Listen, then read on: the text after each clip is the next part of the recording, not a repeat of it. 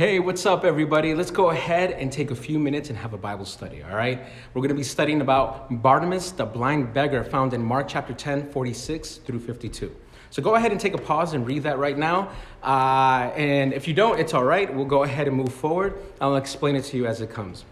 So from the beginning, if you read in the first verse, in the beginning, where is this taking place? If you said Jericho, you are absolutely right. This is taking place in Jericho. And Jesus and his disciples were there, and also a great crowd was following them. Next is sitting by the roadside was Barnabas, a blind beggar, son of Timaeus. I think I'm saying it correctly. But just go ahead and Google what Timaeus and Barnabas means in the Bible. So, if you did that, you'll find out that Timaeus means to honor. To honor. Barnabas means son of honor. So go ahead and hold that. Now Google, what does honor mean in the Bible? Well, if you did that, you'll find out that honor means deserving respect and attention. As we know, that's what it means pretty much for everybody. So let's just take those definitions, put them to the side. We'll go ahead and come back to them later. So next, he heard Jesus was coming. He was coming through and called out his name. He cried out his name, Son of David, have mercy on me. Well, what was Barnabas again? He was a beggar and he was blind, right? All right, so he's in a really, really, really low place right now in his life, emotionally, spiritually, in every aspect, right? But I want you to Google also the lowest city in the world. This is kind of just really interesting. And you come to find out that Jericho, where he was at, was the lowest city in the world, 840 feet below sea level, next to the Dead Sea, right? So he was low in every aspect. Now, going back to the meaning of his father's name and what honor means, what did he deserve according to his name? Attention and respect. Was he receiving honor?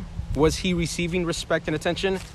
Definitely not. He's on the side of the road and he's in a very low place, right? Which says something about God. He will go to you in the lowest of the lowest. There's no place he won't go to save his children. Nothing can separate you from his love, right? And so now for my next question.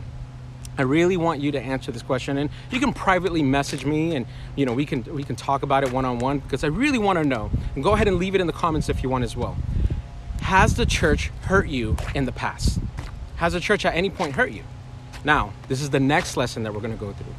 What happened between Barnabas and the followers of Christ in verse 48 is very interesting. See, people rebuked Barnabas when he called out the name of Jesus.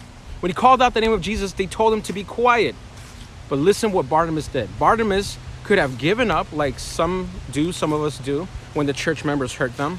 But what he did do instead in verse 48 is very interesting. It says here, he cried out louder, have mercy on me. So he didn't silence, he cried out louder. Let that be a lesson for us. If people or the enemy or circumstances try to silence our prayers, cry out louder. Don't stop. Jesus stopped in verse 49 and said, bring him to me. Among those who were rebuking him, there was also some who were willing to help, which says a lot about the church. The ones who hurt are the loudest, right? They're the loudest with words, but there are those who are willing to help. And those people who are willing to help are louder with their actions. I would tell you, pay attention to those people. So next, what did Barnabas do when Jesus called him? This is very interesting. He threw off his coat. Now, the coat represents the old life. He had a beggar's coat and threw it off when Jesus called him. Listen, when you go to Jesus for healing, be ready. And I'm telling you, be ready to let go of the things that weigh you down and get ready for a new life. Because that's exactly what's going to happen. Don't hold on to the past. You got to be ready to let it go. So what was Jesus' question at this point?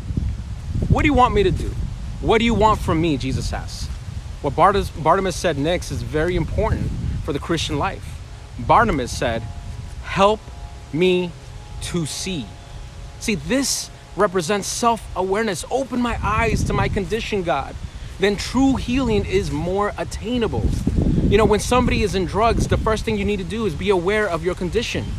So what did Jesus say after this? You're good to go. you are healed. All right? You can see.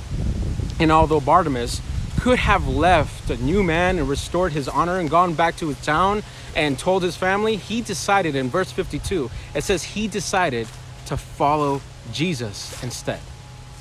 See, as God restores you from broken relationships, a hurtful church, things that maybe you have done to yourself or said to yourself, so don't forget to leave your coat behind, your past, and use your blessings for others and follow Jesus.